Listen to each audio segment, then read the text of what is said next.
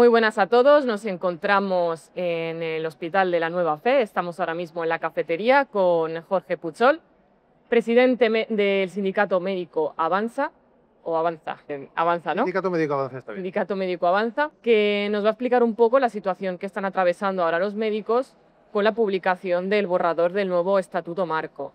Hace unas semanas se fueron a manifestar a Madrid y están continuando con las movilizaciones. Y bueno, creo que este conflicto no es muy conocido entre la población en general, que tampoco sabe muy bien cuál es la situación de los profesionales sanitarios, ni cómo está actualmente la situación de la sanidad en España. Entonces, bueno, creo que puede ser una entrevista muy interesante. Jorge, cuéntanos un poco por qué os estáis manifestando. A ver, vale, ponemos antecedentes. El Estatuto Marco es una ley nacional que salió en 2003, después de una serie de sentencias que aparecieron en Europa, sobre todo que limitaban el tiempo máximo de trabajo, porque antes de este Estatuto Marco, cada comunidad iba un poco por libre y no había como tal un límite máximo de jornada que pudieran trabajar los profesionales de la sanidad. Es decir, pues podían poner a enfermería o a médicos a trabajar 48, 54, 60, 96 horas a la semana por aquello de las necesidades de servicio. Entonces, a partir de una serie de sentencias europeas, se limitó a 48 horas a la semana y eso hizo que en ese momento la ministra de Sanidad, que era Ana Pastor, instruyera un modelo único para todos los profesionales de la sanidad, que era el Estatuto Marco de 2003. En este Estatuto Marco lo que ocurrió fue que se nos juntó a todos los profesionales sanitarios, independientemente de la categoría, tanto de enfermería como medicina, como TCAES, celadores, administrativos e informáticos, en un mismo documento. Eso tuvo algunas cosas buenas, como la transposición de las 48 horas, nos puso un límite, 48 horas, que tenía un truco, y es que era en cómputo de 6 meses, con lo cual sí que podías acabar haciendo 96 horas a la semana, siempre que al final de los 6 meses fueran menos. Y tenían otros problemas, y es que además esta jornada particular, lo que eran esas horas extra de la jornada normal, no contaban como horas extraordinarias, no eran voluntarias, o sea, tú no podías elegir hacer guardias, estabas obligado a hacerlas.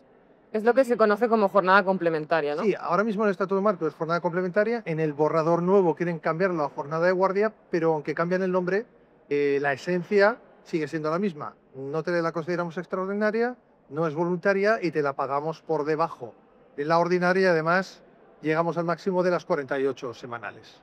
Entonces eso está más o menos clavado. Dado que es lo que más nos afecta en este tema de jornada a los médicos, pues es uno de los mayores puntos de conflicto con el Ministerio, que ese punto exactamente no se haya tocado, incluso se haya mantenido igual de mal que antes. Y luego hay otro punto, es que en Europa vieron que si uno trabajaba todas esas horas, pues lógicamente al día siguiente del trabajo nocturno podía trabajar. Se consideraba que eso era malo para el paciente y malo para el profesional.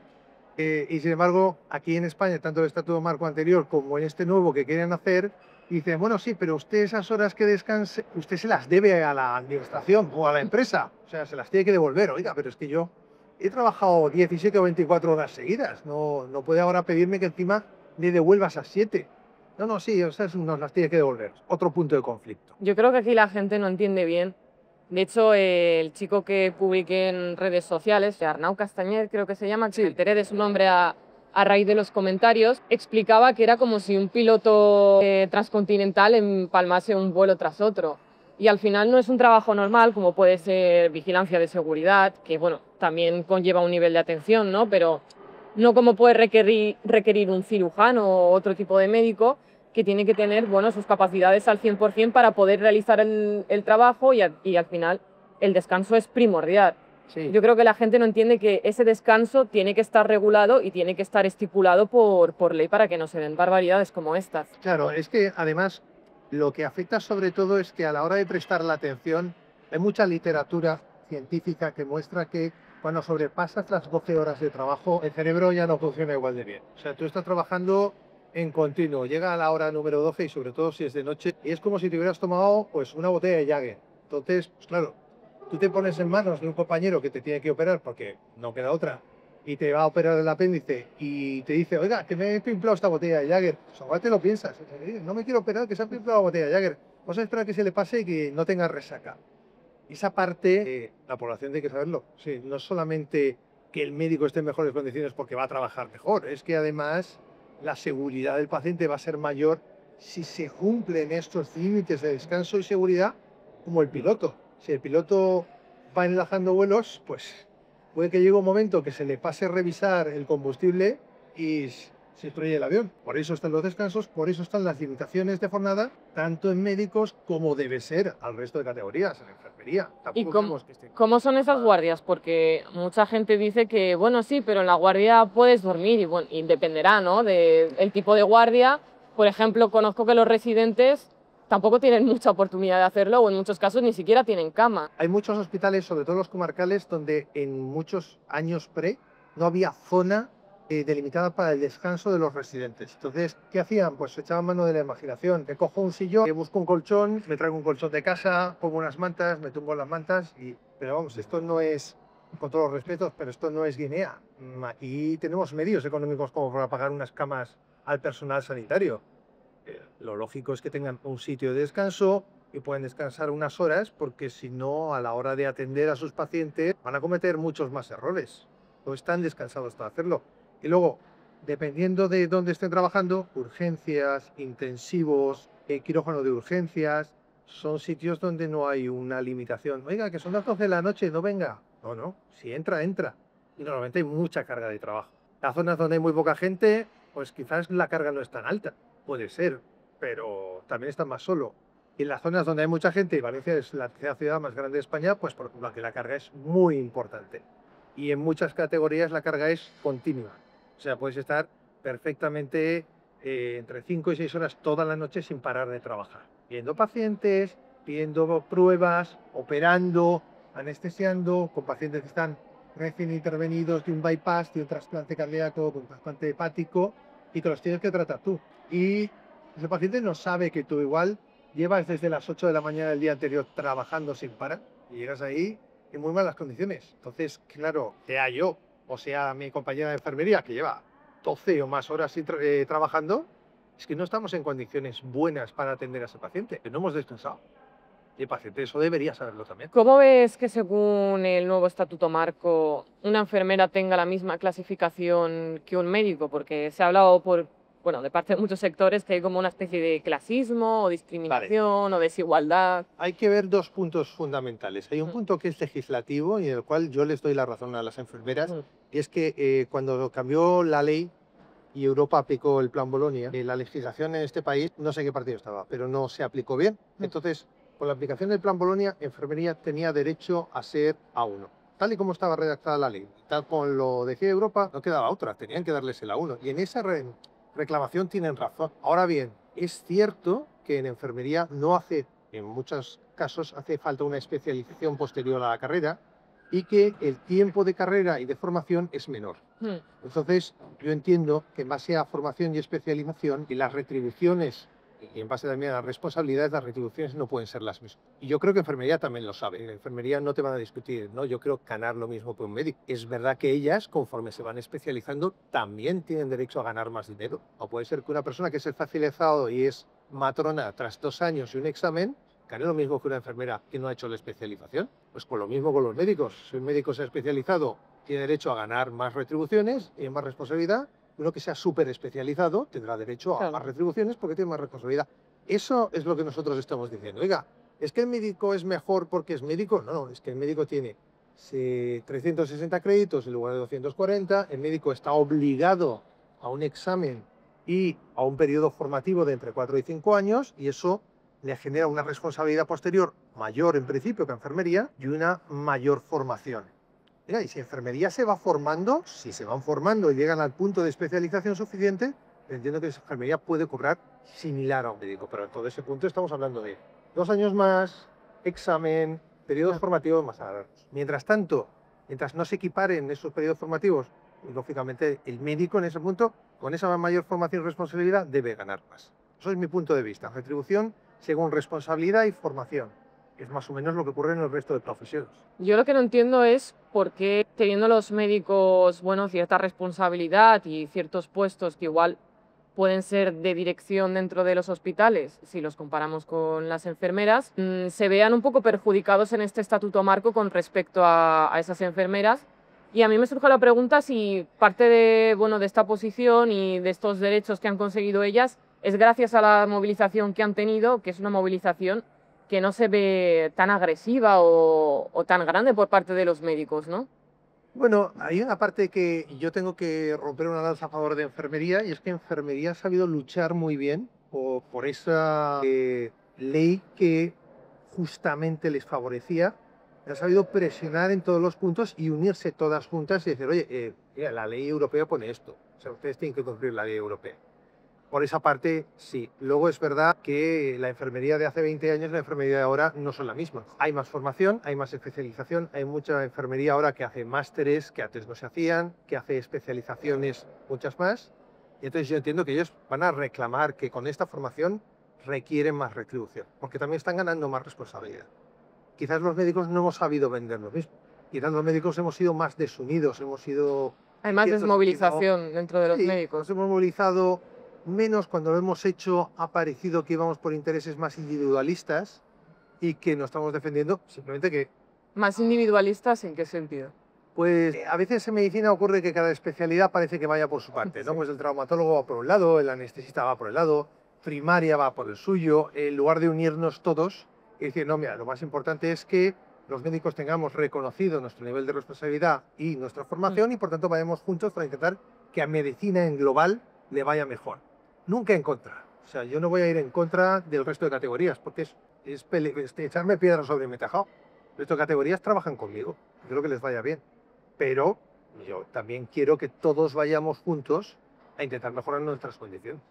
Yo me acuerdo cuando surgió Podemos, que se organizaban un montón de mareas blancas, de médicos defendiendo la sanidad pública y, bueno, aupando en cierta manera a este partido, voluntaria e involuntariamente, ¿no? Al final yo creo que se aprovecharon un poco y echo en falta un poco también esas huelgas a día de hoy. Creo que se han aprovechado de eso, pues aquí ya estoy dando personal y puedes dar tú la tuya. Me parece perfecto. Pero en cuanto a las huelgas sanitarias, ¿por qué ya no vemos huelgas? ¿Crees que la huelga se garantiza dentro del sector? Te hablan de que se tienen que mantener ciertos servicios que son esenciales para la población. ¿Eso en la práctica se traduce? A ver, el problema con las huelgas médicas y de los profesionales sanitarios es que los mínimos que asigna la Consejería de Sanidad de cada comunidad autónoma suelen ser muy altos. Entonces, ¿qué ocurre? Pues que tú puedes declarar que vas a ir a la huelga y ver que eres mínimo. Es mínimo en el sentido de que lo que en un domingo tendrías al 20% del personal del hospital trabajando, en un día de huelga tienes al 60%. Hombre, no, pierde un poco de sentido, ¿no? Lo lógico es que en un día de huelga esté el personal mínimo de urgencias listado para atender a la población. No puede haber el 60%, eso pierde un poco el sentido. Eso nos hace difícil hacer una huelga, no porque no querramos, sino porque en general acaba teniendo muy poca repercusión. También es verdad que yo soy de la impresión que la población en general asocia mucho a la figura del médico y de la enfermera con la sanidad. Entonces, cuando el médico y la enfermera hacen huelga, como los asocian, piensan que les está haciendo daño a ellos. Entonces, el médico o la enfermera me está haciendo daño a mí en lugar de estar peleando por sus derechos. Y quizás es un problema de que no hemos sabido comunicar bien lo que estamos pidiendo y que no hemos sabido comunicar bien en qué situación nos encontramos. Yo creo que hay que defender la sanidad tal y como es, universal, sea pública, concertada o privada, yo ahí no me voy a meter, pero que sea para todos, que todos tengamos derecho a sanidad universal, pero hay que hacerlo de tal forma que no sufran los trabajadores, porque si quemas a los trabajadores, al final te vas a quedar sin trabajadores. O los que hayan van a estar quemados, o van a ser los que no pueden elegir otra opción, y eso va a ser negativo también para la población. Si los trabajadores están quemados, están de baja, se van fuera, o los que vienen son los únicos que no pueden encontrar otro sitio, los profesionales que te van a atender no van a estar en mejores condiciones. La población eso también tiene que saberlo. O sea, no lo pedimos solo por nosotros, que también, pero estamos pidiendo porque de cara a ti, al paciente, para darte la mejor trato, la mejor atención posible, nosotros tenemos que estar bien. Porque si no, como en la mayoría de trabajos, la atención que te vamos a hacer no va a ser la óptima. Eso ocurre en todo. Desde el profesor que te da clase, pediatra, enfermero, conductor, electricista, si está muteado, normalmente la atención que te va a dar va a ser mucho peor.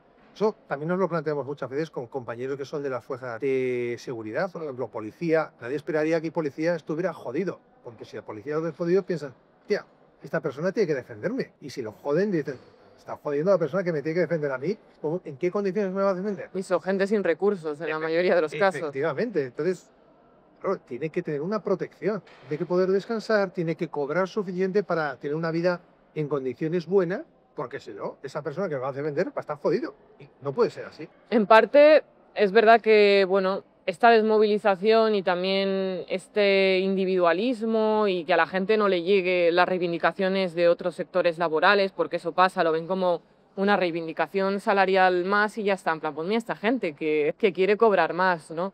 Yo creo que en parte la culpa la tienen los grandes sindicatos, que no se han dedicado a hacer un buen papel de concienciación dentro de todos los sectores y de unificar a toda la gente. De hecho, ¿cuánto hace que no vemos una huelga general en este país? De hecho, hay reivindicaciones que trascienden más allá de los propios médicos, como has dicho, trascienden el tema de las guardias, los horarios, los bajos recursos. Son cosas que se dan en muchísimos trabajos. ¿Qué papel tienen esos, has visto tú dentro del hospital, esos grandes sindicatos, comisiones obreras, UGT? Porque claro, al final habéis creado un sindicato nuevo, entiendo, por propio descontento.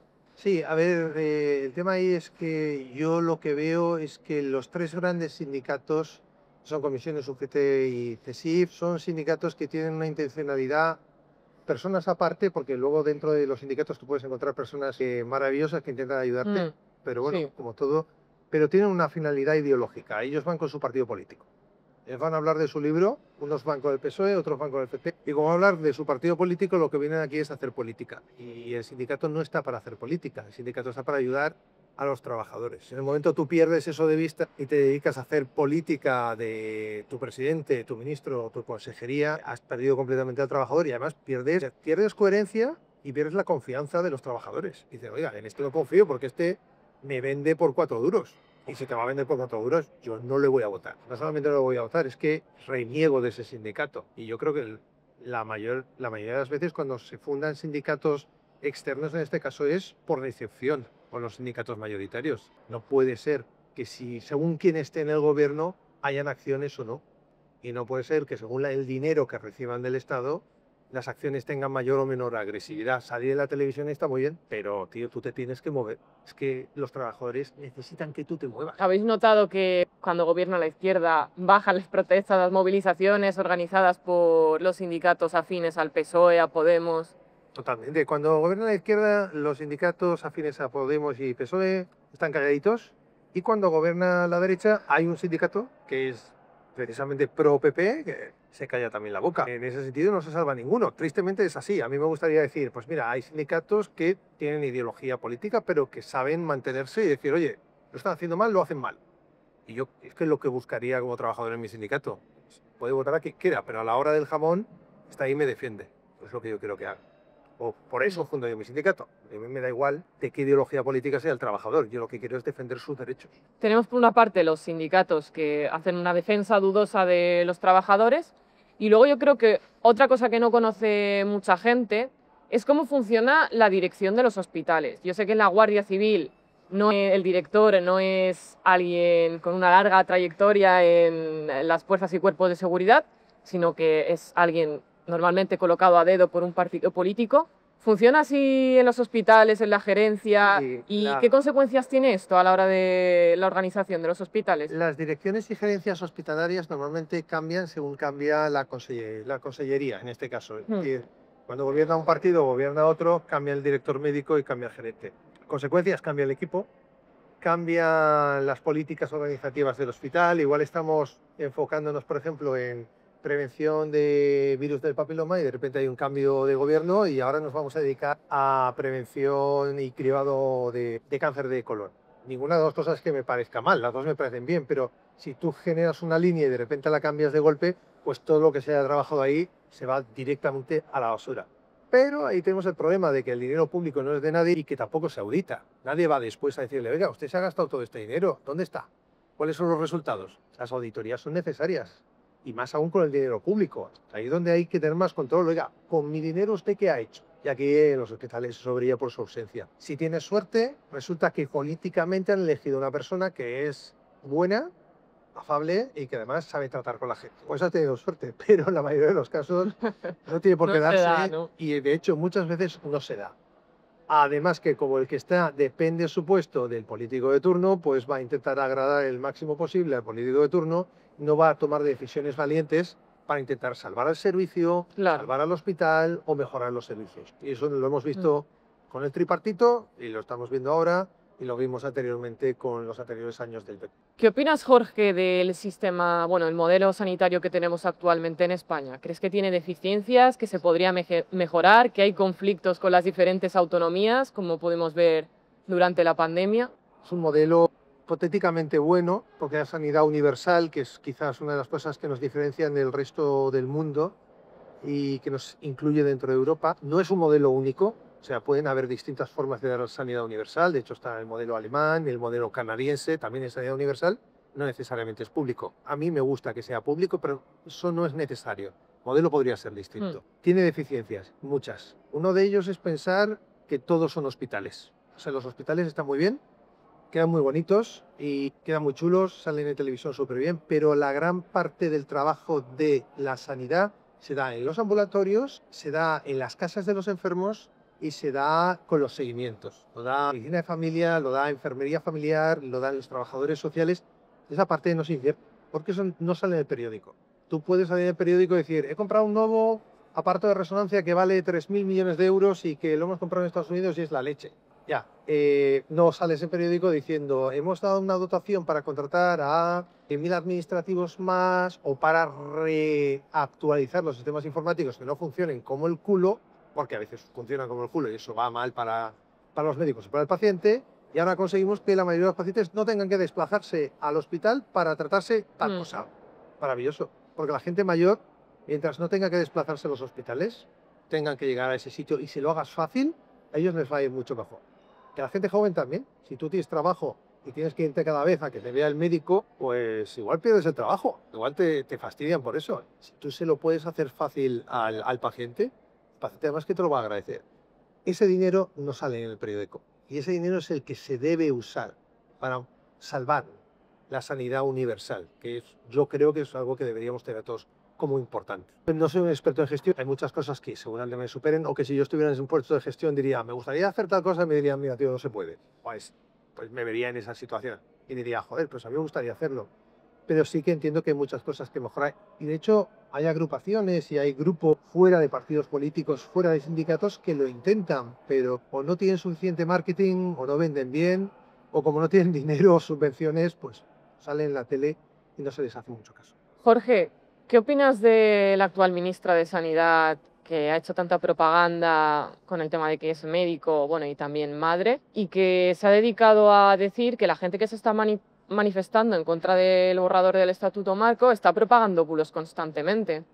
Le he dejado la pregunta más dura para el final. Sí, esta es dura. A ver, yo he tenido mucha experiencia con consellers, no con ministros. Bueno, de ministro tuvimos a Ana Pastor y tampoco salió bien, y era médico. Pero bueno, cuando salió Mónica García, pues así en rango de edad, yo decía, tiene como mi edad y es anestesista. Igual nos toca uno bueno. ¿Propagamos bulos? Pues eso es tirar el balón fuera. No, no propagamos bulos. Muchas de las cosas que hemos dicho las has dejado por escrito. Está en el borrador del Estatuto Marco. Luego te has desdicho, has salido en televisión y has dicho que ganamos el mismo dinero que un ministro. Joder, ya me gustaría a mí ganar el dinero de un ministro. Pues no, no ganamos el mismo dinero que un ministro. Ni tenemos dietas, ni coche oficial, y trabajamos por las noches, los ministros no, y trabajamos 24 horas seguidas, los ministros no. Luego, es que igual no he dicho las palabras adecuadas, no, tía, la has cagado. O sea, la has cagado, lo has hecho muy mal. O sea, es que la has cagado. Yo no sé con qué cara vas a ir luego un día a tu hospital, el 12 de octubre, a ver a tus compañeros y decirles, mirad lo que he hecho. O sea, a mí se me caería la cara de vergüenza. No sé tú, pero a mí se me caería la cara de vergüenza. ¿Puedes rectificar? Ah, rectifique y diga, oye, oye, la he cagado. Mira, me voy a ir, pero antes de irme voy a sentar a los sindicatos médicos y voy a hablar con ellos. Sentar a los sindicatos de enfermería y voy a hablar con ellos. Y voy a aquí pasar un poco también de esa parte de los sindicatos mayoritarios que parece que siempre tienen la voz cantante y que realmente no representan ni a enfermería ni a medicina, que somos las dos partes mayoritarias de categorías en medicina. Lo cual no quiere decir que el resto de categorías no tengan importancia, también. Pero estas dos son las dos mayoritarias.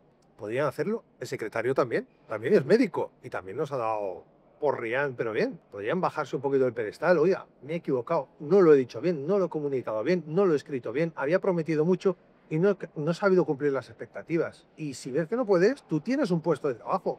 Es una plaza fija en la sanidad madrileña. Coges y te vas a tu plaza fija de médico, de anestesista, a trabajar, como estabas haciendo hasta ahora, como hacen tus compañeros todos los días, y algunos de ellos pues hasta 96 horas a la semana. Y es lo que hay. Si no lo puedes hacer, retírate. Se te va a agradecer más que te retires porque no pudiste y lo asumas y lo digas, oye, no he podido hacerlo, que vayas lanzando mierda a la gente, sobre todo a tus compañeros, y luego digas que... Tampoco lo está intentando mucho, yo creo. No, cero. Es que... O sea, yo creo que ya no es solo una cuestión de una decisión valiente de que no se atreva o no. Es una cuestión de que, bueno, defiende ciertos requisitos presupuestarios de su partido político, o de que es la muleta del otro partido político más grande. Sí, sí. Y no lo va a hacer por no arriesgar ese puesto, por no oponerse a ciertas directrices de su partido. Pues entonces no es más que otro parásito más del sistema. Pues es un parásito. Si tú estás ahí en la función más importante que puede tener un político, que es ayudar a los ciudadanos, y no cumple, tío, es un parásito. El político tiene una función fundamental, es ayudar a los ciudadanos, porque tiene esa responsabilidad. Para eso recibe dinero de los impuestos. Esa función es primordial. Si no la priorizas, tío, lárgate. ¿No quieres largarte? Eres un parásito. Uno más. Pero bueno, es que estamos acostumbrados, esto es España. ¿Hay algo más que quisieras decir, Jorge? Tampoco quiero extender mucho más. Bueno, llevamos buen rato, ¿no? Agradecer mucho la entrevista, decir que creo que es muy importante decir públicamente que todas las categorías de los hospitales son importantes, todas las categorías de los hospitales trabajamos juntos. Enfermería y medicina quizás son las más representativas porque son las que tenemos más contacto directo en diagnóstico, tratamiento, curas y seguimiento de los pacientes. Y que, desde mi punto de vista, no podemos pelearnos entre nosotros. Entre categorías del mismo hospital, no, porque además es que somos el enemigo equivocado. El enemigo no somos nosotros, son las administraciones que no quieren meter dinero donde toca, los políticos que prefieren que nos peleemos entre nosotros para que no los tiremos a ellos, y luego problemas de comunicación. O sea, si la población supiera realmente cómo funcionan las cosas, probablemente nos apoyaría, pero ¿quién tiene los medios de comunicación? Pues claramente ni los médicos ni el personal sanitario, lo tienen los partidos políticos y lo tienen los sindicatos amarillos mayoritarios. Eso, simplemente. Pues muchas gracias, Jorge, por concedernos la entrevista. Creo que el mensaje final se ha entendido, que hace falta unidad. He comentado de ciertos sectores de sanitarios y enfermerías que se habían quejado, pero la mayoría era reivindicando también los derechos de los médicos y apostando por esa lucha conjunta. Así que, bueno, seguiremos todo lo que hagáis y acudiendo a las movilizaciones que tengáis. Perfecto, pues nos veremos todos el 22 entonces. Muchas gracias. Muy bien, a vosotros.